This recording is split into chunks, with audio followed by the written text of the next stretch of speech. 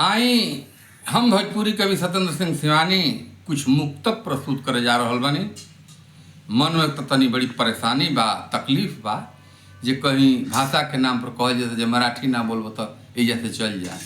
बिहार के नाच देखते बानी जे मतदाता सूची में भले बर्मा के, म्यांमार के, बांग्लादेश के लोग आके रहो, ई लोग का मंजूर बा।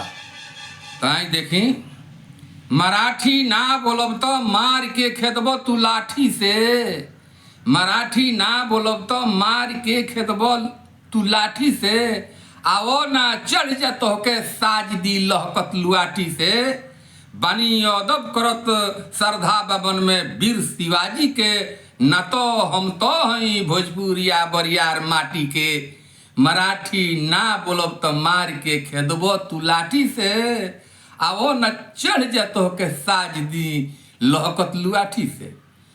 दूसर का मुक्तक बा, बिहार में मतदाता पुनरीक्षण हो रहल बा, ओकरा पर रोज हाला होता। अपने घरे दूसरा के बैठा हुआ दो अपना घर के लोग के उपास करब, इहे ई लोग ठन ले बा। छटाई ना तो घर के अन घरवैये का घट जाई, छटाई ना तो घर के अन घरवैये का घट जाई, लहाई चोच कोनो दोस्त सरे आके झपट जाई।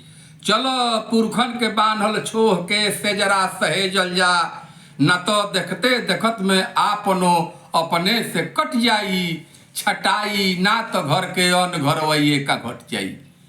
जितना लीला हो रहल बा वोट खाती हो रहल बा।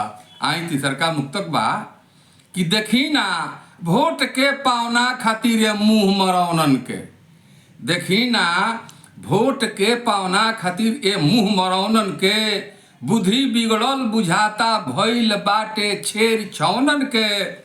धर्मशाला बनई है सो बुझाता अपने घरवा के, धर्मशाला बनई है सो बुझाता अपने घरवा के।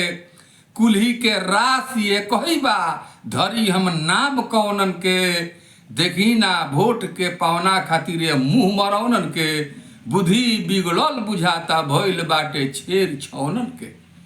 आई अंतिम मुक्तक बावे, मालिक के ऊपर कितना बोझा होला, घर के जे सजावेला संवारेला ओकरा ऊपर कितना बोझा होला, ओइमे हमनी के मदद करे के चाही। तो ई लोग अलगे नाच करता।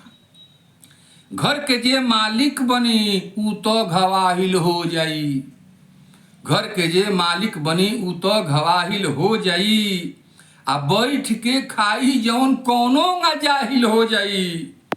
माथ पर जकरा न कोनो बोझ बा ना भार बा, माथ पर जकरा न कोनो बोझ बा ना भार बा, बोल के कतहूँ कुछु बिया जहर के बो जाई। आ घर के जे मालिक बा, घर के जे मालिक बनी ऊ तो घवाहिल हो जाई, आ बैठ के खाई जौन कोनो न जाहिल हो जाई, बैठ के खाई जौन कोनो न जाहिल हो जाई, बैठ के खाई जौन कोनो न जाहिल हो जाई।